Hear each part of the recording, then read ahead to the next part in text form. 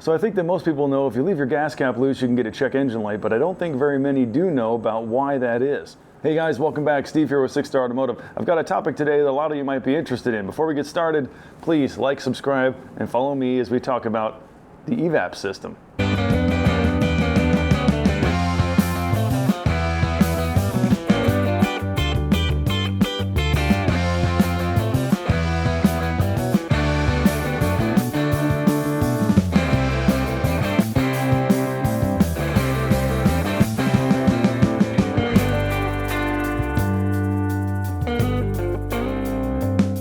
Before I get into the topic of today's video, I want to say Merry Christmas to everybody. I want to thank all my customers for supporting us like you guys have and allowing me to be able to do things like this. I want to thank all my employees, co-workers, and our community for making Sandpoint in Idaho the best place I've ever been.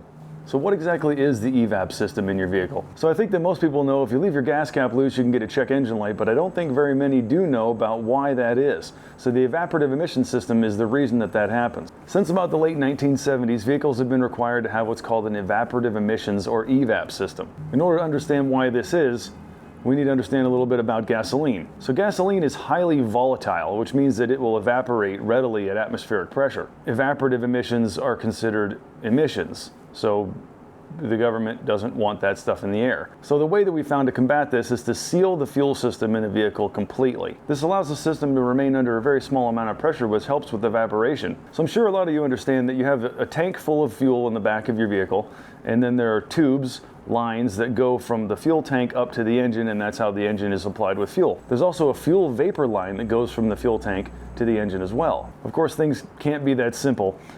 Fuel vapor needs to be stored somewhere. It can't just be in lines. This is why the EVAP canister or evaporative emissions canister was created. Inside of the EVAP canister are little carbon pellets, kind of like what you would find in a fish tank filter. What those carbon pellets do is they will absorb the fuel vapor and store them until they can be burned inside the engine. So to recap, as the fuel evaporates in the fuel tank, that fuel vapor goes into the evaporative emissions canister, and those fuel vapors will stay there until the engine's computer determines that the conditions are correct to purge that canister of vapor. In order to control this system, there are two valves. Every system will have what they call a vent valve, and they'll have a purge valve. The purge valve opens engine vacuum into the evaporative emissions system, drawing that fuel vapor from the canister into the engine to be burned. If you think about that for just a second, you realize that if you do that, you're going to put the fuel system into a vacuum. So in order to compensate for that, on the opposite side of the system, there's what they call a vent valve. When the purge valve opens and the pressure drops, the vent valve opens and will allow fresh air into the fuel tank to compensate.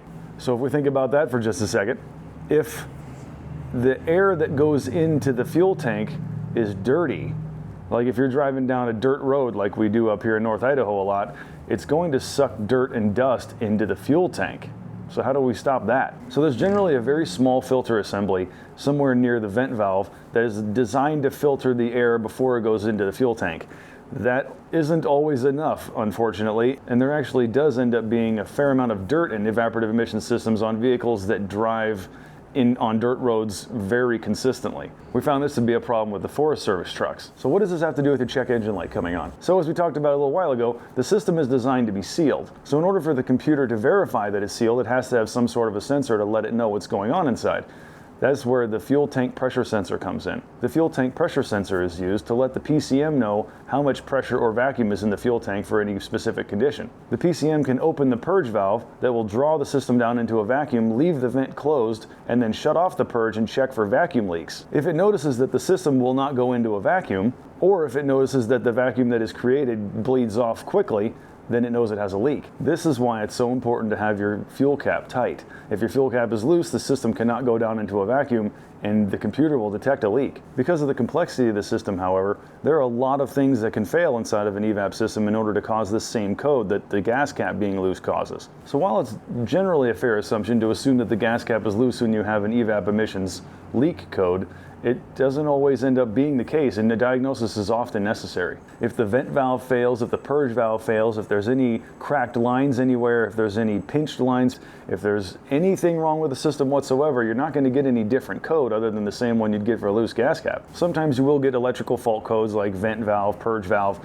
but those are actually relatively rare. Most of the time you're still just going to see the EVAP leak code. So in order to remedy this situation, many manufacturers have started getting rid of the fuel cap. A lot of newer vehicles don't even have a fuel cap. They have a little flap that automatically opens when you push the fuel nozzle in and then subsequently automatically seals when you pull the fuel nozzle out. This eliminates the possibility of leaving the gas cap off or loose. This technology hasn't been out for a very long time, so we don't have a whole lot of data as to its reliability yet. Well guys, I hope that shed some light on the EVAP system for you. I hope you found it as interesting as I do.